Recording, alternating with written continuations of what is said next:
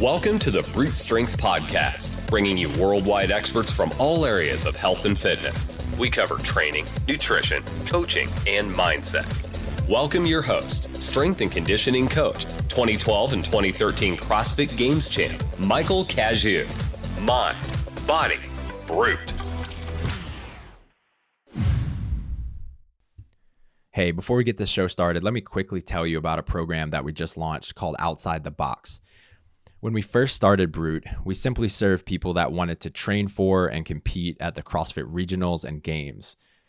Pretty quickly, we transitioned to also working with people that wanted to compete in the open, people that just wanted to look better naked, people that wanted to compete in weightlifting, as well as a host of other goals. About a year and a half, we started hearing more and more from members and former members that their priorities were shifting, that their goals were shifting. They wanted to focus more on their relationships, on their careers, on new hobbies. And they didn't have the same desire. They didn't have the time or the means to train for an hour or two or three or four like they did when they first signed up with us. So we created this program with them in mind. Outside the Box is a 30-minute-a-day program for 5 days a week, and it requires minimal equipment. There are 3 different tiers.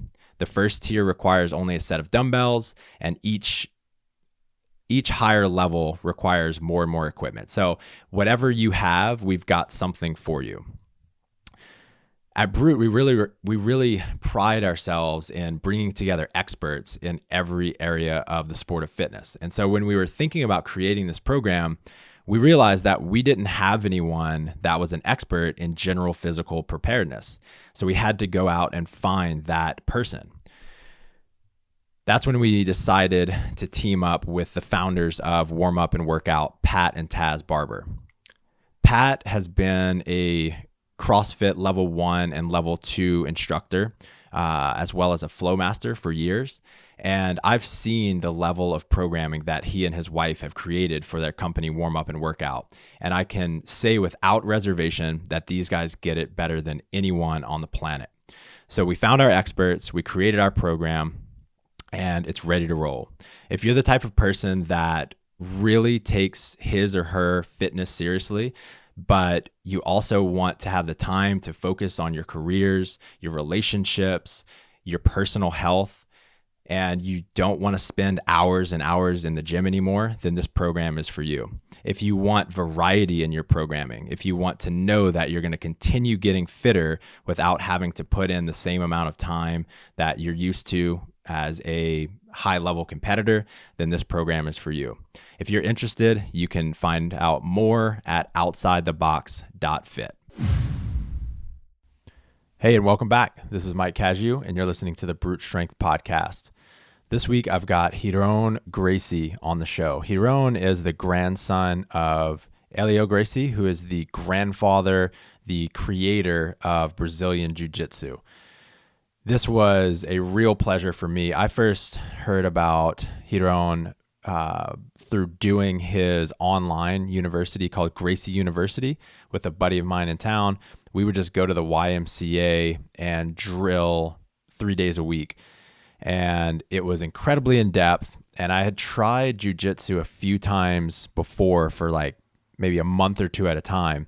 And just doing these very basic fundamentals that I did in Gracie U, I felt like I was progressing at such a faster rate. Fast forward to a few months later, I'm talking to a good friend of mine named Justin Sua, who's been on the show several times. And at the end of a live cast that we did, I was telling him about doing jiu-jitsu, and he said, "Where are you doing it?" I told him Gracie U, and he said, "Man, I grew up basically next door to Ryron and Henner, who own Gracie U."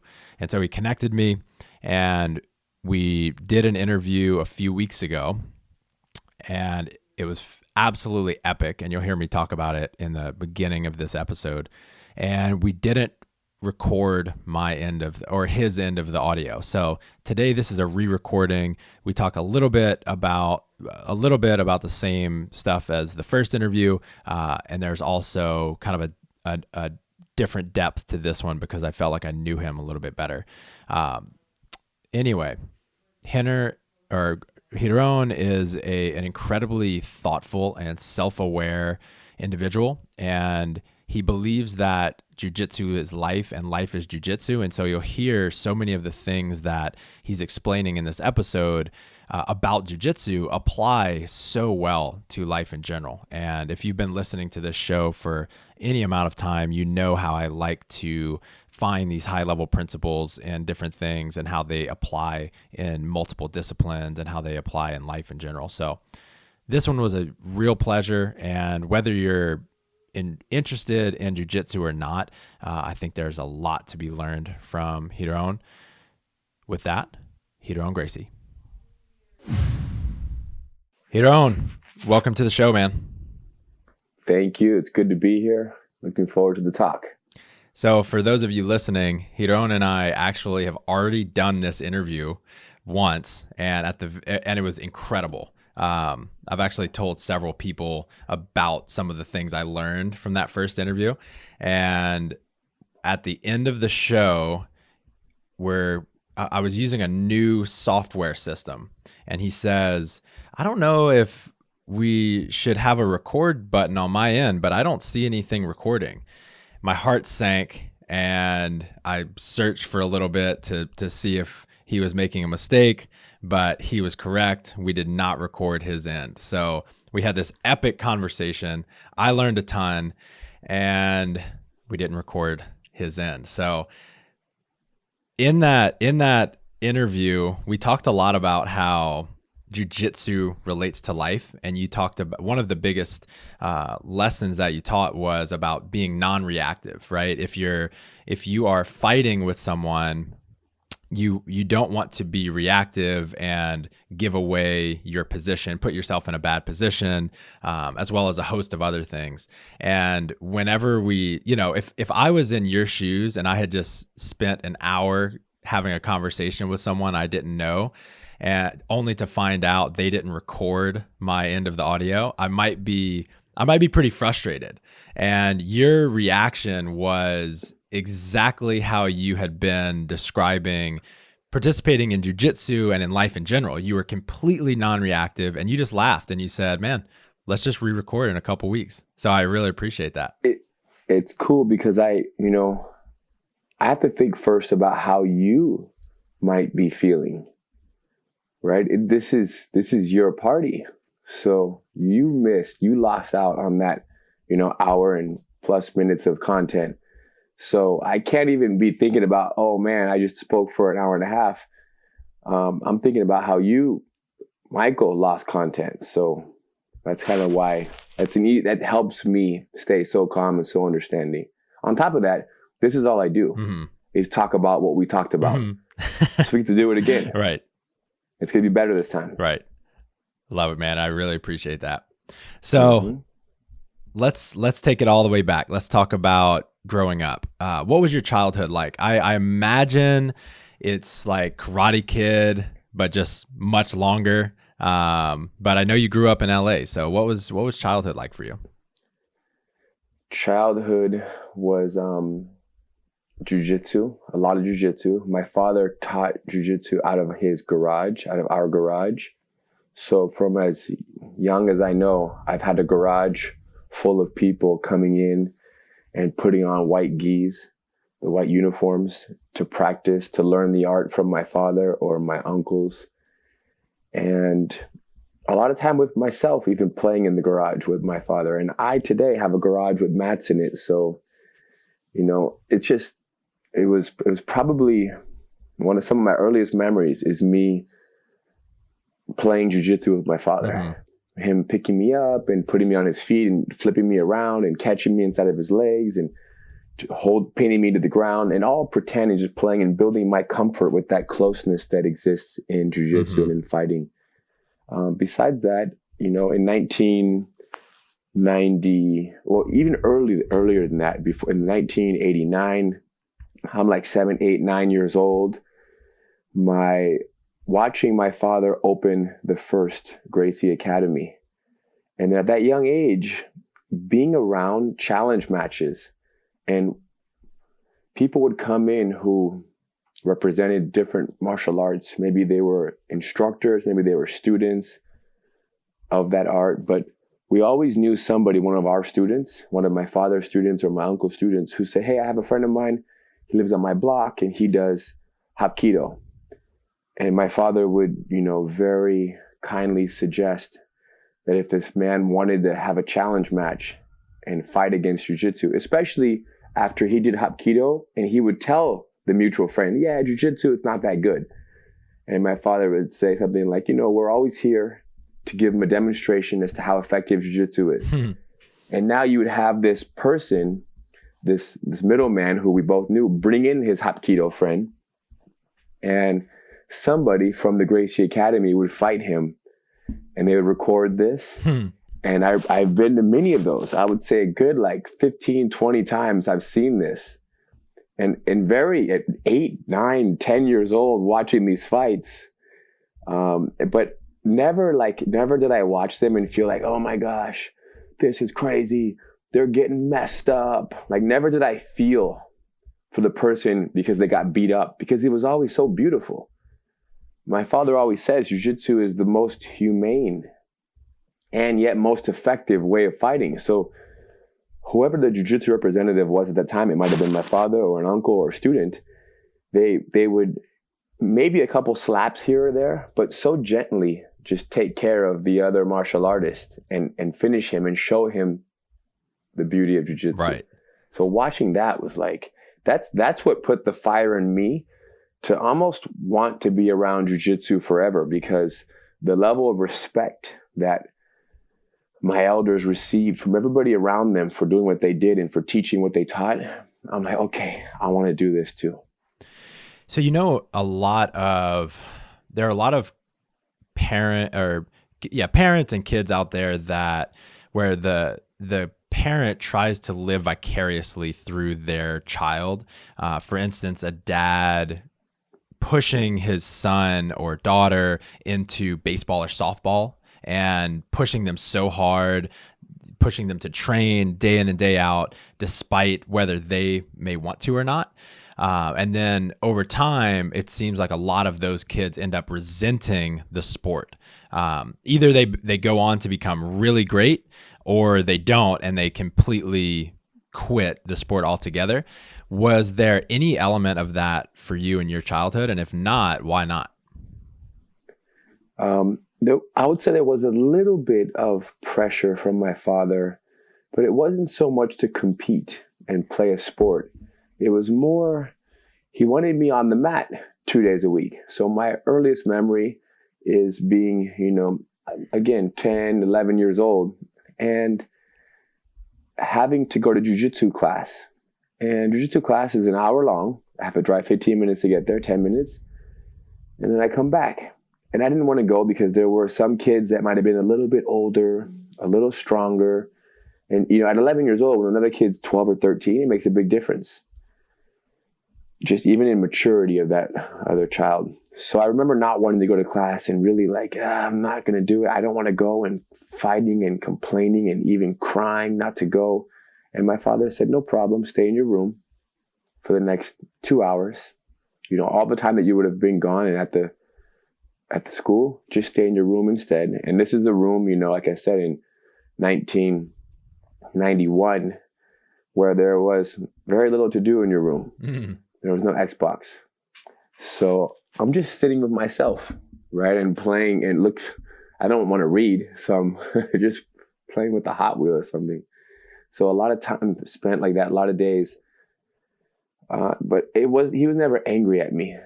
If he was angry at me while I was in my room, then it would have been very difficult. But it was very calm. Like I said, you don't have to go to Jiu-Jitsu, but stay in your room.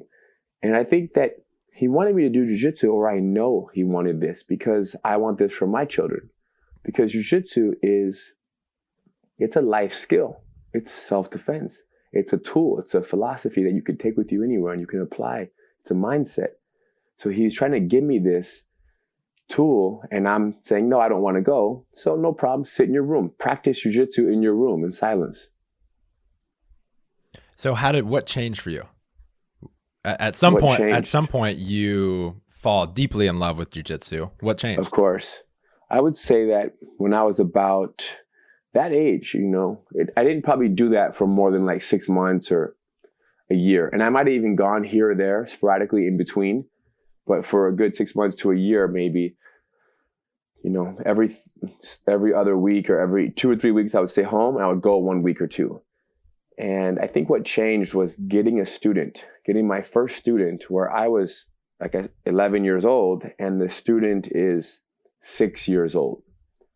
And I'm making $15, $10 in 30 minutes to teach a little kid. So now I'm going to the building to make a little bit of money instead of to, learn and put it on the line. And there was a good amount of pressure that I put on myself because of the fact of my instructors and my family were so respected and they were so effective. And I'm here 11 years old and I would go do class and sometimes I would lose. So I almost felt like maybe if I don't do anything, I won't lose and I won't let down the family. And this is an 11-year-old, right, which is I'm not letting anybody down. I'm learning. This is part of the game. All of them went through the same thing, which we forget sometimes, right? When we're losing and we're failing, that everybody who came before us, all the greats, made the same mistakes. So eventually I made a little bit of money with a 5, 6-year-old kid. And now I started having 2 students and then I have 4 students.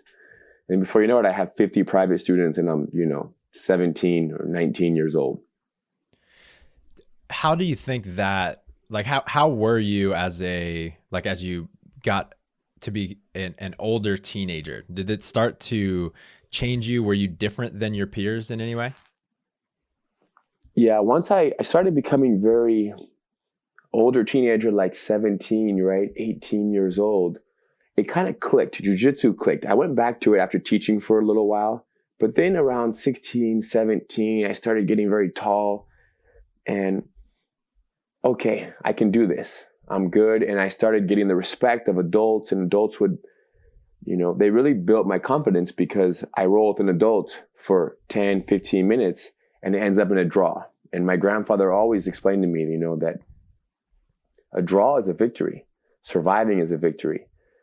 So with my confidence being built, making money, becoming more effective, it got to the point where I remember almost feeling very frustrated, very angry around the age of 16, 17, disappointed in the teenagers that I was around, angry at my situation because I felt very alone in the sense that how kids live their lives, right? What they did for fun in terms of how they partied and how they would drink alcohol and the smoking. Because I grew up around a bunch of superheroes, you could say, and they didn't drink alcohol and smoke and even the eating of junk food. I never really ate desserts and candies. And so I grew up around this and I had a couple friends that might've been there with me, but the majority was it was very stressful and very tiring to be around other kids my age. On top of that, being at school. And I always had a little bit of a resistance towards school. So it was some stressful years until I hit about 18 years old. So a couple years of difficulty around my peers. And then about 18 years old, as a senior in high school, I had a couple of friends and I almost released everybody else. And I very much saw myself as better than the other kids. Now, today, on a human level, we're all amazing and we're all, amazingly special human beings. But at that time in my life, I'm like, man, they're just not here yet, right? They want to waste their lives away doing this and this. It's no problem. I have my 2 or 3 friends and I very much kind of went into myself and continued to do jiu-jitsu. And this is why at 18 years old, when I finished high school, I decided to go for 6 months to spend some time with my grandfather in Brazil, where most kids, when they finish high school, they're now on summer break and who knows what they can do, how they can just live and be 18 in the South Bay in Los Angeles over here. Whereas me, I'm like, no, I want to go to Brazil. And I go to the mountains to stay in my grandfather's ranch. You know, it's maybe 7 acres of land, just him and I and his wife at 18. And yeah, it was a little tough, but it was exactly what I wanted. I ate it up. Like the conversations and the time spent, you know, I did not have a cell phone. I had no computer. No, I didn't have anything. Maybe I had a CD player. That was my only electronic device, where I put the whole CD and I had my little headphones from my one album. And, you know, I spent 6 months in Brazil with an 85-year-old, 83-year-old. You don't do that. People don't spend 6 months with a grandpa or a grandma because they don't have anything to teach us, and they're old, and we're 18 and we know it all. But right. For myself, it wasn't quite like that. I knew he knew a lot. And I know my father today knows a lot. And I know that everybody who came before me knows a lot, especially those that are doing and that did what I'm doing right now, which is Jiu-Jitsu. Tell me a little bit more about your relationship with your grandfather, Hélio. What are some of the biggest things that he has taught you? In that time where I was, you know, a young teenager, he would come to Torrance and we would practice. He would kind of grab me all the time, almost against my will. Like, hey, don't come here. But as his grandpa, so you can't say no. And we'd go into a little room and he would show me some techniques. And I would say 95% of what he taught me was to defend myself, was to pay attention to what somebody was doing in terms of how they were attacking me and neutralize their attacks. And then a little bit of it, removing myself from the bad position, or not even the bad position, but the inferior position, escaping from underneath somebody. So lots of defense. And he always talked about, you know, if you don't lose, you can only win. Which means if you draw, you win, or if you win, you win. So that was very instrumental in me transferring over to a point of confidence when I hit 17, 18. Because that was the reason why I was able to practice jiu-jitsu with adults, people who were 10, 15, 20 years older than me, and be able to survive them. So my grandfather, almost like he knew that because of my youth, because of my size, who I was and who I was around, I would have no problem creating situations where I was on top of people, dominating them, controlling them, and attacking them. But it's almost like if I allowed the natural progression to happen, I would use my youth and my size to kind of muscle my way out of these, you know, defensive positions. So he really trapped me there and said, listen, this. So when I think of Karate Kid, that's the only time where I feel like very much like Karate Kid, where I'm doing things that I don't want to do and I don't understand why I'm doing them. But once again, the guy's, you know, 80 plus years old, and having had all the fights that he's had and all the experiences, it only made sense that he knew exactly what I was going to experience. So in terms of like my confidence today with having my back on the ground and being a survivalist, you know, I attribute 90% to my grandfather's time and energy and his teachings to me.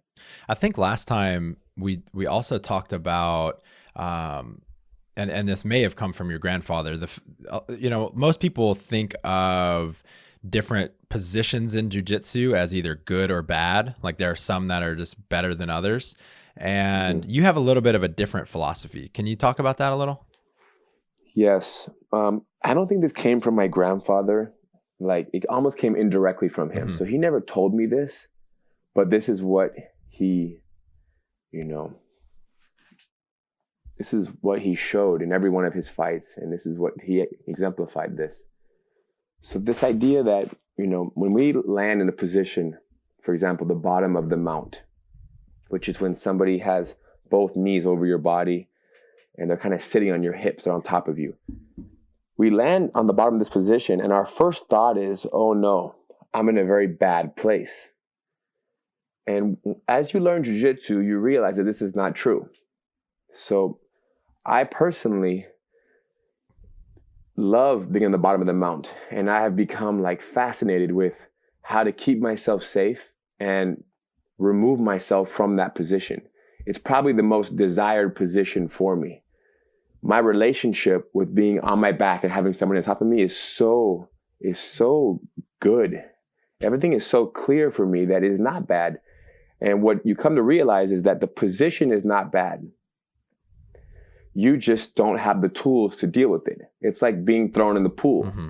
For one person, this is a major problem. This is horrible. For another person, this is, thank you, it's a hot day. And they just can start floating on their back. So I feel like the starting point, especially in jiu-jitsu, the starting point for any position, instead of saying, you know what, I'm in a very bad place, the starting point is, this is where I am. I'm here, somebody's on top of me, holding me down. Let's see what they're gonna do. Let's watch. Even today, even somebody who's a very new student, when they find themselves in a bad place, the truth is they might be submitted. They might be choked out or arm locked. But then again, the question is, do they want to be choked out or arm locked? And the answer is yes, because they want to understand and they want to experience the position. So I have students of mine that they land in these positions, we'll call them inferior positions. And they, within the first second, they're fighting for 20, 30 seconds. A whole minute straight, they're trying to resist being in that position. But my thought is like, listen, don't resist the position, like accept it, right? Know the truth. The truth is that you are in a place where your partner can attack you. They can do these 10, 15 submissions and just be there fully present and watch them attack. And if you do that, yes, you will lose. You will still lose because you don't know the position, but eventually you're going to figure it out. You're going to build a little bit of familiarity with that position. And then it could be after 2 months, 6 months, 10 months. Now, all of a sudden, you're no longer, panicking to escape. And this goes, everything in life is the same. I'm talking like you're in traffic, you're driving, and all of a sudden, all the cars stop. And now you're in the middle of traffic. This is a horrible thing to some people. Or I'm in traffic and I can't do anything about it. All I can do is have the best possible attitude while I'm sitting here. Or I can have the one of full resistance and anger, and then my body will be in that anger for an hour. And that just seems crazy. Now, even I'm guilty of this. I'm in traffic sometimes when I have to be somewhere, and I get angry, I get mad. But it's very easy to make a phone call and apologize for being late, or I can't make it. I'm so sorry. There was a major accident. People are understanding. We're all playing the same game. Man, that is so powerful. As you were talking about that, I had this kind of aha moment for myself, because I'm in my career right now. I wouldn't say I'm being mounted, but I'm at least under side control, right? I have a lot of brand new responsibilities. I have more on my calendar and my schedule than probably ever before. And I feel a lot of pressure to perform. And the past couple weeks, I've been resisting it a little bit and kind of wishing that I could get to a place where I don't have as much on my plate. And what you were saying is like, I am where I am, regardless of resisting or accepting it. And if I can just accept it, I know that my thinking is going to be so much clearer. My experience taking on all of this responsibility is going to be completely different, right? I'm going to be able to enjoy it. I'm going to be able to actually perform better the less I resist it and just accept this is where I am right now. Yes. And that doesn't mean that there won't be days where you're still frustrated with yourself or your schedule or what you have to do. So you're accepting it. I'm accepting traffic. And then, there might be some time in that, hour of traffic where I actually my gosh, this is ridiculous. And I might complain for 3 minutes or for 10 minutes while I'm driving. And then the beauty is that I can watch myself complaining. I can bring awareness to my complaining. I might complain, unconsciously. And then there's a point where I say, wow, look at me. I've been here for 20 minutes in traffic, and look at the level which I brought my complaints to. Look how I'm acting right now. Well, isn't that so cool? So even like accepting it, it also means accepting the complaining. It means accepting the frustration. I think that, this is something that I've had conversations with a good friend of mine over the last couple months, like just sitting almost in peace with your complaining and your discomfort. And the fact that you can, the awareness that you bring to that and sitting with it in peace is you accepting all parts of it and not always being like, oh, you know what? I'm in traffic and it's okay. It's beautiful. It's part of life. But if I'm going to be mad, but be aware of your mad, right? And almost smile at your mad. Yeah. Don't get mad at yourself for being mad, right? Don't get frustrated at yourself for not Correct. Being peaceful while you're mounted. I love that. Yes. Tell me about carrying a melon at Disneyland. You said you have a story about carrying a melon one time at Disneyland. Do you know what you were talking about? Yes. Yeah, I remember. This the game that I play, this family, this Gracie family, this Jiu-Jitsu family, my whole life, it's always been a family of, if you say something, we're going to hold you to it. And, you talked about my family, you're going to put it on the line right now. Come over here and face us. And I was at Disneyland. My wife and I were, I don't know, it's probably 27 years old, 28 years old, 10 years ago. And as I'm walking into the Disneyland hotel, I'm carrying like a melon, like a cantaloupe melon or something, and I'm kind of flipping it in my hand, spinning it in my hand. And as I walked in, this man said, "Hey, look at that guy carrying his melon. He must be a faggot." And I kind of paused where I was. I said, "Is he talking about me?" And he must have been, because no one is carrying a melon, I would imagine, in this whole hotel but me. And I turned around and I looked, and I see a man who's probably like 5'6", shorter than my wife. And I'm 6'3.5". And I look and I'm like, wow. And he's sitting there with his 2 daughters, like 7 and 9 years old, like waiting for his car to be pulled up with a valet, and I'm like, this is unbelievable. And I looked at him and I smiled and I just walked away. And I didn't feel like for the next, 10 minutes, the next day, I didn't feel like this sense of challenge and this adrenaline in my body, probably because he was so much smaller than I was. And probably, 15, 20 years older than I was. He was with his children. So I didn't feel a very big physical threat. I'm sure if he was somebody much bigger and crazier, I might have felt a little more threat. I believe I would have still walked away and said, sorry, and maybe waved and just walked away no matter what. But it brings me to think that, most people in a time like this, they use that as an opportunity to kind of show how badass they are, right? Because think about it. If somebody twice your size calls your girlfriend, an inappropriate name, you just walk away. You just keep holding her hand. But if somebody half your size insults you, then you have a moment to flex and, show a little bit of your manliness. And I didn't feel any need to do that. And I have had a couple situations like this. That was probably the most blunt, right? Where he called me that. But where people just kind of in my face a little bit. And I don't feel the need to beat anybody up to prove that I'm the real deal. And if somebody is bigger and stronger and younger than I am, I don't feel like I have to fight them or do anything to prove that I still have it or to defend myself.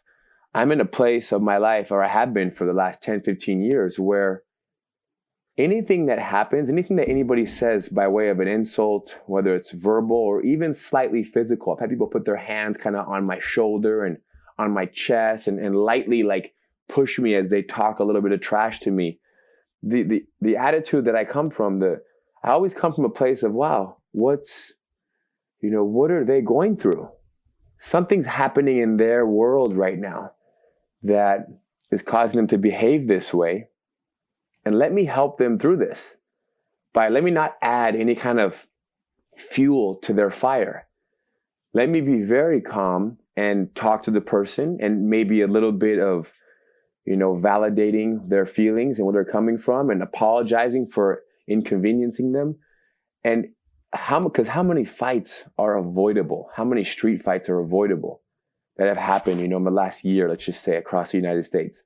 I believe 99%, 98% could have been avoided with a little bit of verbal jiu-jitsu, a little bit of strategy, right? A little bit of empathy and patience and understanding and almost pausing. And this is it, this is the same. When you find yourself in a situation where somebody's calling you a faggot, it's very easy to look at that and say, I'm being threatened. My life is in danger, because it only makes sense. The next thing after a faggot is to come and put their hands on me, and then to punch me, and then to beat me with a stick, and then to have all their friends jump me. It's just a natural progression of where it can go. And this goes back to the talk of when you're in a position, you are just here. You are in the bottom of the side control, or the bottom of the mount. You are not getting armbarred and triangled and ground and pounded in the face. But we always tend to think about where things can go. Mm-hmm. So then we don't even exist where we are. So the man calls me a faggot. Where it could go is very bad, because he could have a very big problem with, homosexuality, right? Mm-hmm. And he could want to attack me and kill me to that extreme. People want to sometimes kill people for that. But instead, I just saw it as, oh, wow, he just used one word. Let's keep it at the one word that he said. And I look at myself and I say, am I that which he's labeling me? No, I am not that. It's not me. And that's number one. And even if I was, he doesn't even know me. He doesn't even know me. Look, I don't even know you. And even if he did know me, okay, he knows me. He doesn't like me. And he doesn't have to like me. It's okay. I'll just separate myself from this situation. So, look at it for what it is, and don't make things more than they are. And we're specialists at making things more than what they are. Human beings are meaning-making machines. Meaning-making machines. I like that. I stole it from Landmark. I don't know if you've heard of those guys. I've heard of it, yes. Meaning-making. Yep. Of course. Yeah, there's what happened, which is he called you a faggot, and then there's the story about what happened. And it sounds like you didn't create a story about it. Most people would all of a sudden create this story about, oh, he's a terrible person, he wants to fight me, et cetera, and then that causes them to react. Yeah, my first thought was like, wow, what's happening in his world? What has happened? I wonder what he's going through. Mm-hmm. And there's a very famous story about a man in a bus who's with two children in public transportation, and he's in a bus, and they're like, the kids are yelling and crying and screaming, and he's just sitting there not moving, and his kids are bumping into other people, and he's in silence, and everybody on the bus is kind of looking at him like, what's wrong with you? What are you doing? And very much judging him for how he's not controlling his children, only to find out that he's coming home from the hospital and his wife had just died in the hospital. Mm-hmm. And now all of a sudden, if everybody knew that, now they're bringing him tea. Right. Now they're going to play with his kids, and they're going to watch his kids for him and entertain them and ask him what he needs and offer to get him a taxi so he can get home faster. You'll do anything for that person once you realize what they've gone through. So this man who calls me this, my thought is, what are you going through? And everybody is going through something all the time. And it's tricky because even I'm going through something. So it's very easy for me to, because of what somebody says in terms of an attack to me, or how somebody potentially could insult me, it's very easy for me to like, oh, well, I'm going through this. I didn't sleep well last night, and my kids are keeping me super busy, and I'm very frustrated, and I have less money in the bank than I would like to have. So now this is a moment for me to also kind of unleash back on this person that has attacked me. Mm-hmm. But once you kind of, once you figure this out, that doing that might feel good for 5 minutes, for a couple hours, for that day, eventually you're going to pay for that. Me lashing out at somebody, it doesn't solve anything, right? Me kind of let me deal with my life with myself. Let me sit with myself and deal with the fact that I don't have A, B, and C. Mm-hmm. Let me not throw all my pain on somebody who's throwing pain on me, because then it becomes this back and forth of everybody throwing pain in all directions. So, I've become very aware and very, I almost want to say, not patient, or I prioritize. I'm very clear that when somebody's in pain, I give them their time, and I put my pain to the side, and I don't bring it out. And if I do a little bit, then I communicate. I say, hey, listen, what you're saying to me, it's bothering me because this is where I'm at. So I do it in a very, very aware, conscious way, Mm-hmm. which at least that way, when I bring my pain back, for example, with my wife, it's not uncommon that she will do something and say something, and I almost get mad at her. Like, what's wrong with you? Why are you saying and doing this? And I go a little further, and within minutes, I'm catching myself, and I say, hey, I personally, just so you know, I'm starving. I skipped breakfast this morning, and you're here telling me about this. I'm not in a place to talk to you right now. And then we'll come back to it an hour later or the next day. Right. Yeah. So it takes to react to situations, or respond to situations rather, that way. It takes a fundamental understanding that we have no control over what other people say or do to us, only our thoughts and our reactions to what they say. Yes. And we almost don't even have control as to what makes us mad. Mm-hmm.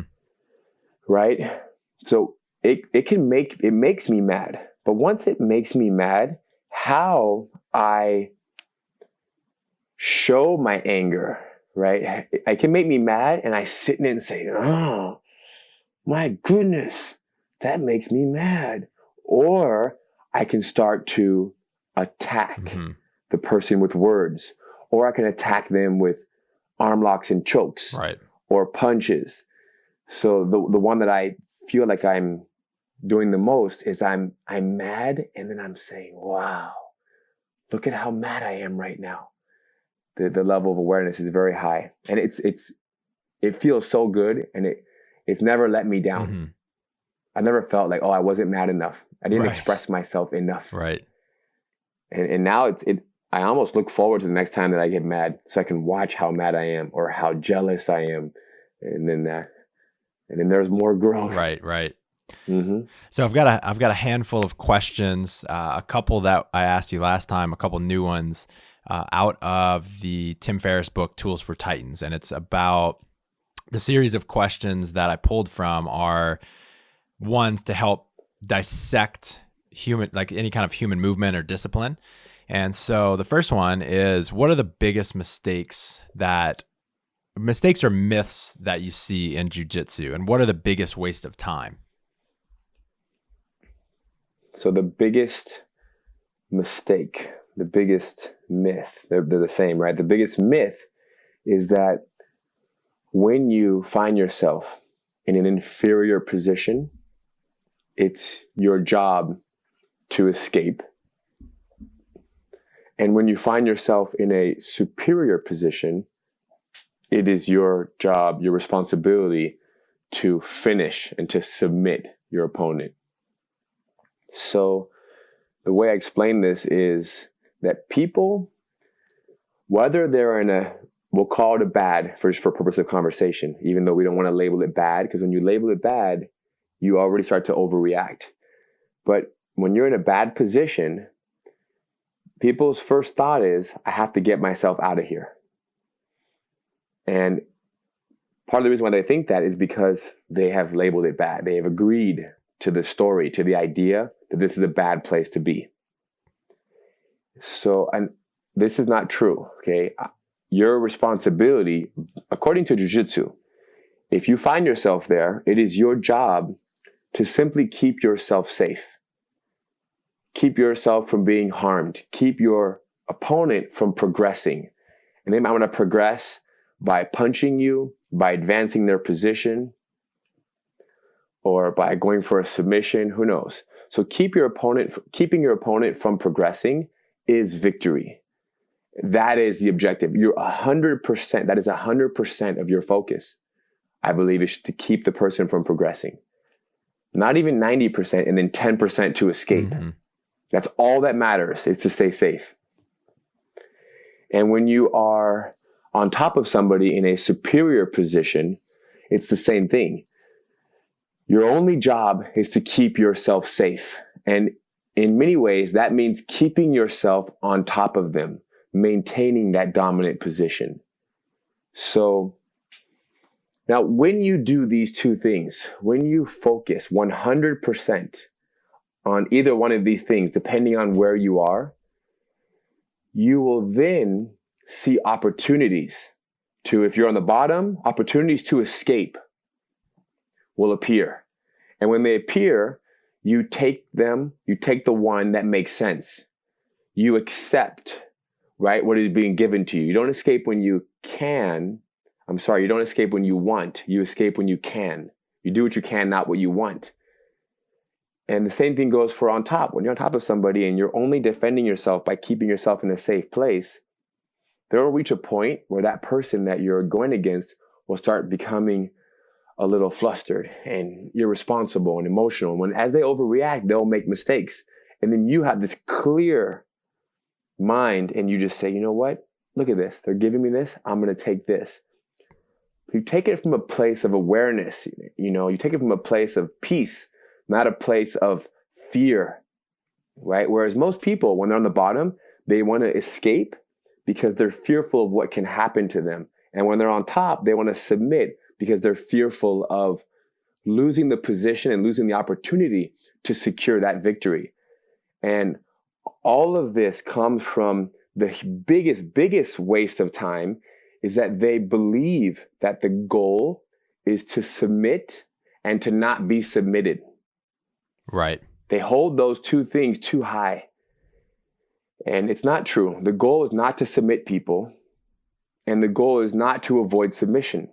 The goal is to better understand the positions that you might find yourself in. It's to better understand yourself and the game that we're playing. And by better understanding the game, you will better understand yourself. Mm-hmm. Because we're practicing. We are 2 friends, 10 friends, 100 friends, 100 training partners under one roof on the same mat, working together to prepare ourselves for what could be a life-threatening situation. Or it could be a moment where there is no physical attack, but it's just simply you with yourself dealing with something that life throws at you, and a time where you need to, demonstrate extreme patience or understanding. So, this people are losing sight as to what Jiu-Jitsu is and what it's for. It's becoming too much about who can beat who instead of look at myself, watch myself, and look at how I'm behaving in this situation, and look how I'm behaving in this situation. And wow, right here, I overreacted. And if I'm overreacting to somebody who's trying to, cross choke me, of course I'm going to overreact when my 3-year-old is not listening to me and coloring on the wall. Or of course I'm going to overreact when somebody, parks next to me and opens their car door and hits my car and dings of course I'm going to overreact to that. If I'm overreacting to somebody who's my friend trying to cross choke me. So we want to find out, it's almost like Jiu-Jitsu is a key to showing us we need to learn more about ourselves. Jiu-Jitsu is like a mirror. It teaches you about yourself. And then as you're exposed to these truths about yourself, then you go live life, and now you watch yourself, and you watch yourself in everyday life. And that's for me, that's huge. With my wife right now, there are situations where I feel like, my gosh, sometimes I question her love towards me, right? Like how she feels about me, right? How I'm like, does she love me much as I love her? I question it. So here I am questioning something that I have no right to be questioning. And then I stop and I say, hold on. What has she shown me that says otherwise? Nothing. So I just see myself kind of creating stories and becoming fearful and worrying about things that don't make sense. And then I smile and I say, of course she cares about me as much as she possibly can. And I'm so grateful. And it's like a little 3-minute conversation with myself and then it's gone. But it's too easy to hang on to these things and like, oh no, and make things a very big problem. And Jiu-Jitsu has, I don't know, I attribute so much to Jiu-Jitsu, especially because of the way that I see it also, which most people don't see it like this. Most people just see it as grappling, 2 people grappling. You're learning arm locks and chokes. It's a good workout. Yeah, go, buddy. But that's very shallow. So what is taking it back to not trying to escape and a quote unquote inferior position, a position that novices find themselves in every single class multiple times. When they don't have options and they don't have the language for different movements and different, again, options to escape, what's the best way to participate in a sparring session, right? Rather than just try things. Remember what I said about the goal is to better understand the position. So not having options leaves you with probably the best option possible, which is to watch. Right? So you're right. You don't have the tools to escape. But you have the tools to feel, and you have the tools to see, right? And just simply letting go of the pressure of having to escape, just experiencing the control or the attack that somebody will throw at you, even if they don't even talk to you about what they're doing and explain to you how to escape. Just you experiencing something is going to help you better understand that position, better understand. Eventually we learn. How many times do you have to, stub your toe on a little edge in a doorway before you don't do it anymore? Right. So I don't have to even tell you that my house, the door to my house is only 5 feet tall. Right? You might hit your head once, twice, but eventually you walk out of my house, you're going to duck. And so just allowing yourself to be in the position and allowing whatever happens to happen. The problem is that Jiu-Jitsu instructors and Jiu-Jitsu students alike, everybody's always talking about how, you want to choke him, don't let him choke you. It becomes so much about the submission that people, they lose sight, they lose track. So put it this way, if you're going to get submitted 10,000 times in your lifetime, you have a choice. You can get submitted 10,000 times with resistance over 10 years, or you can, with resistance and almost like you're asleep and unconsciousness, or you can get submitted 3,000 times where you only resist like 30%, 40%, but full awareness. It equates to 10,000. It has the same value on the mat, I believe. Right? It's like the person, for example, who grapples, who fights with somebody and does everything in their power to avoid submission. There's that person, meaning they fight 100%. They'll explode, they'll twist, they'll just burst out of anything. They'll bust out of things. There's that person. And then there's a person who is not so concerned with being submitted. They only resist like 30%. There's a little bit of fight. They're keeping their body strong, but they allow. and they allow. And when the submission makes sense, they allow, they yield.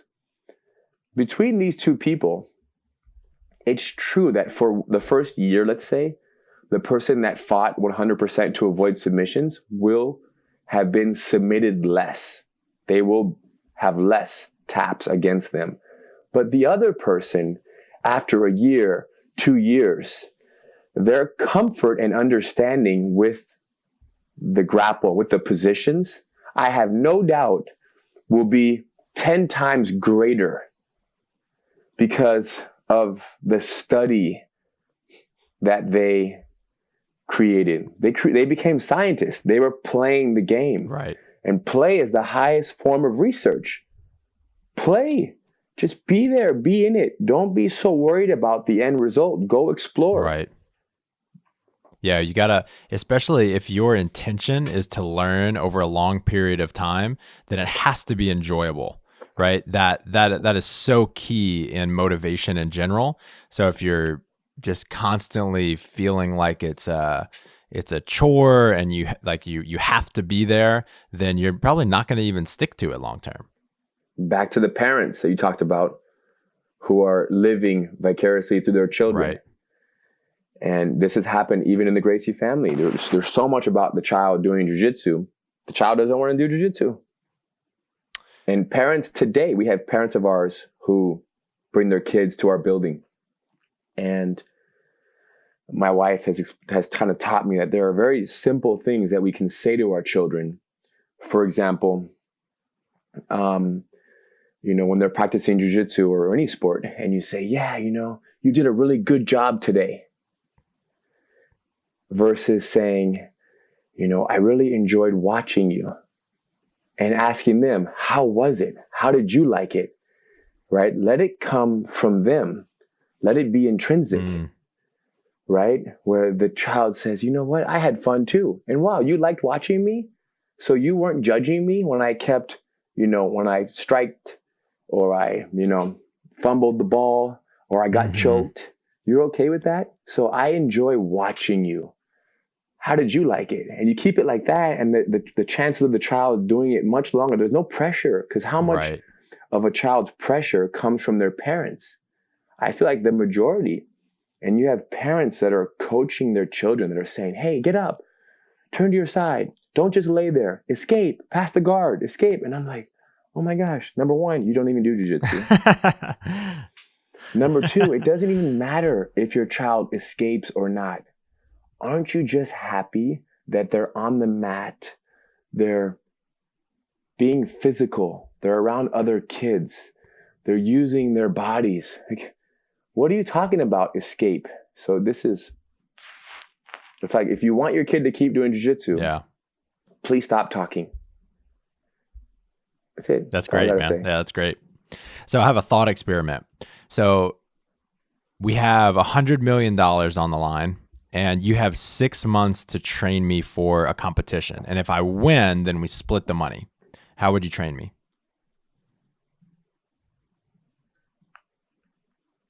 A jiu-jitsu competition, right? Grappling competition. I would train you 100%. I would train you 90% survival. Everything is about you not losing. Because I already know that the person that you go against, they're going to want to beat you. Their whole focus will be to finish you. And I also know that when they can't finish you for 2 minutes, 5 minutes, 10 minutes, it's going to do a number, right? On them, on their psyche. So a full survival, everything is survival. And when I say defense, I mean 90% focused on how they're going to try to attack you and how you're going to stop it.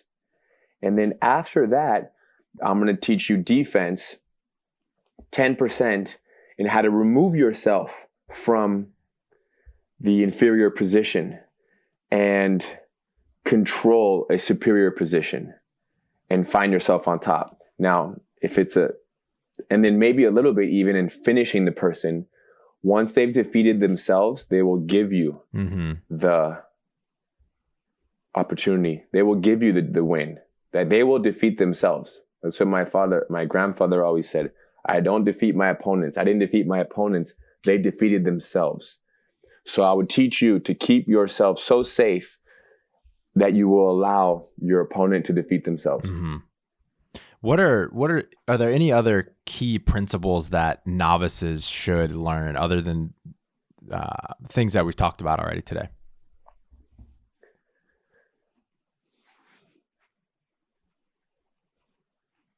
I mean, all the principles in jiu-jitsu, a principle of efficiency. If it's not efficient, it's not sustainable. Mm-hmm. It's not jiu-jitsu. So being very aware of the things that you're practicing, for example, if you're practicing techniques that rely on your physical attributes and you being explosive, very strong, then it's okay to do it because where you are in your life right now, you're capable of doing that. But don't invest too much in these techniques that won't be by your side 3, 5, 10 years down the line. And just be aware of what you're doing that's unsustainable. So, because efficiency, it's the word for jiu-jitsu. If it's not efficient, it's not jiu-jitsu. Mm-hmm. It's a very big one. And then, like I said, right, really having an idea as to what the goal is. The goal is comfort. The goal is understanding. We talked about that. And then, principles like timing, right? These things are always talked about in jiu-jitsu. What do you mean by that? And timing, like, the right move at the wrong time is the wrong move. Mm-hmm. It's just really focusing on what you should be doing and when you should be doing it. Mm-hmm. And not only what, but when you should be doing it, being very aware. And sometimes you want to do something and it's not quite working. It's not the right time. The move is still amazing. Just wait 3 seconds. Or you were a little bit late, or now it's a new move. So being really focusing on the moment, being present, and not just doing things because you learned them, mm-hmm. but becoming a master of when is the best moment to do this, which I want to do right now. Mm-hmm. So jiu-jitsu is full of principles, but when I think of the main ones, I think of efficiency. I think of something like distance management. That's a principle, especially when it comes to self-defense. So you're going to learn lots of techniques in jiu-jitsu, but the ones that allow you to maintain the distance, to maintain a very safe distance, whether that's close or far away from your opponent, are the ones that principle of distance management will keep you safe in a street fight. We say, he who manages the distance manages the damage. So if you fight somebody tomorrow, your number one focus is defense, but defense and the principle of staying very close to them, of managing distance, is the one that's going to save you. That's where you're going to be. That's where you're going to walk away without getting knocked out mm-hmm. or punched too much. Distance management, and then sustainability, distance management, timing, efficiency. Those are the natural body movements. That kind of falls also with the same way you don't want to rely on techniques that are very explosive and that rely on strength. You don't want to become too attached to techniques that you can do because you're 23 years old and you're extremely flexible, right? You want to invest in the techniques that you can do even if you don't have this extreme flexibility. Mm-hmm. So we tend not to teach too much jiu-jitsu that is for specialists and for extremely exceptional people in terms of flexibility and right. so on. Those would be the three that matter. Now, there will be that matter the most. Mm-hmm. Oh, that's great, man. Efficiency.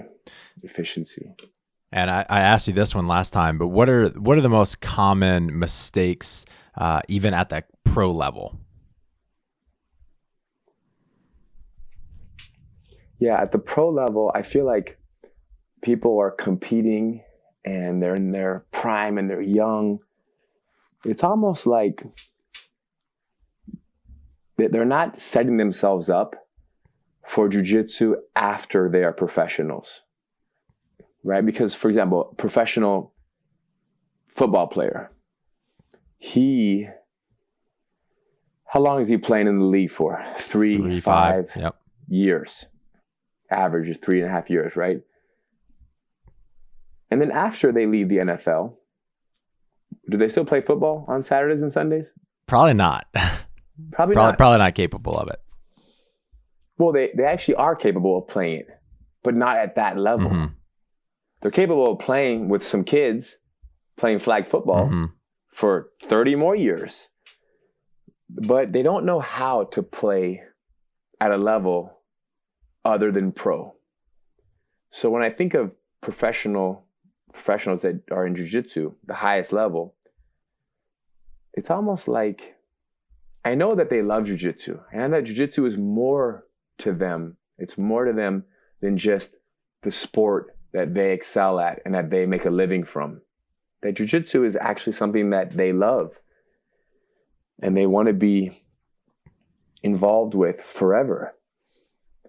But because of how they're competing and how they're fighting and the level at which their body's performing, they can't do it after. They can't continue to train at a school and spar and be around. Maybe because they're injured, maybe because they don't want to appear like they have lost that which everybody respected them for.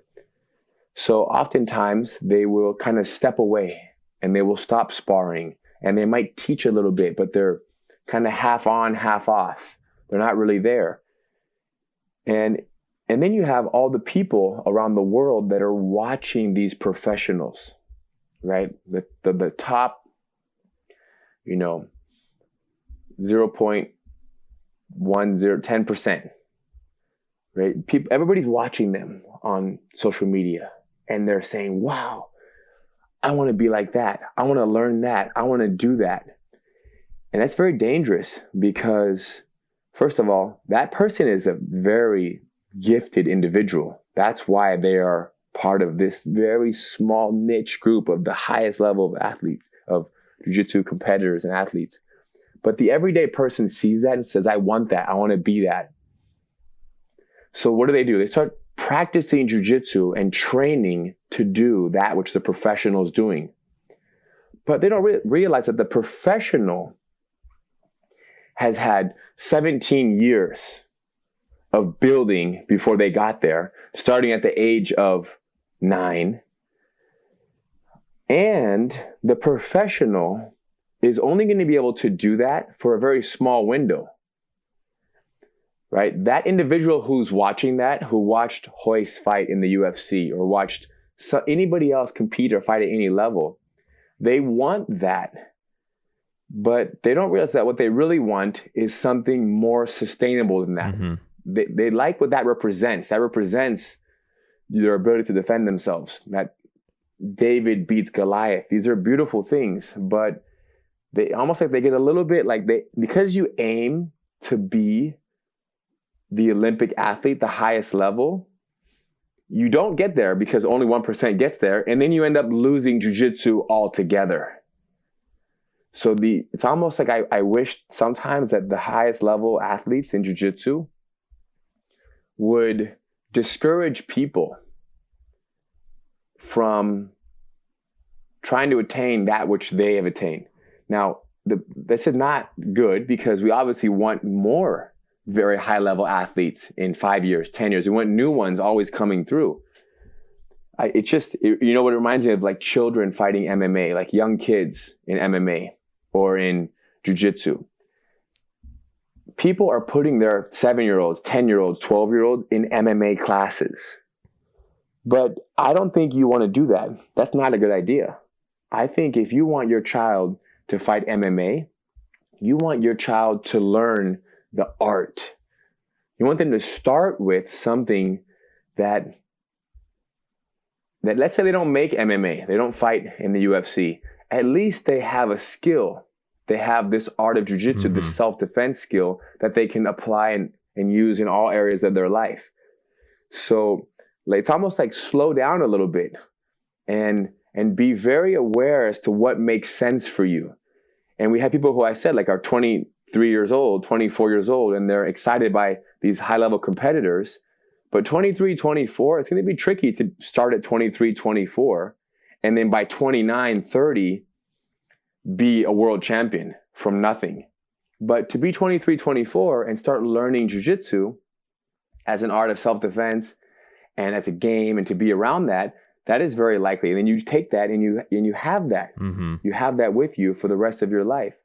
So these highest level athletes, quickly, I want you to figure this out and tap into how are you going to be around jiu-jitsu for you? Because you did it in the beginning for entertainment and for your kind of like for your ego and your maybe your sense of self-worth, where you wanted to compete and make money. Great. But then after that's over, for you on a simply like confidence level, on a connection level, to be able to connect with people and that camaraderie, what do you have to do? You have to change the way that you're practicing this and find a middle ground to where you can just be on the mat and exist with people and flow. And if you let yourself get submitted, you don't get submitted and say, oh my gosh, I'm no good anymore. I'm done. You say, I got submitted. It's no problem. I had my time. Mm-hmm. And now my time has shifted and now I'm going to practice like this. It's hard to grow old. Wise words, man. I appreciate that. And Yes. I'm so thankful that, you're one of the most well-known jiu-jitsu artists of all time. And I'm so thankful that someone so well-known speaks about jiu-jitsu in this way, in a way that is sustainable, in a way that can be applied to so many areas of life. I've learned so much over the past 2 interviews with you, and I'm just so appreciative of your time, man. Do you have anything else to say to people that are interested in trying jiu-jitsu for the first time, or might just be kind of getting their feet wet right now? Yes. I feel like if you want to do jiu-jitsu, number one is do your research. And, the hardest step is walking in the front door. So do your research, look at all the schools in your area, walk into the schools, don't sign up, watch classes,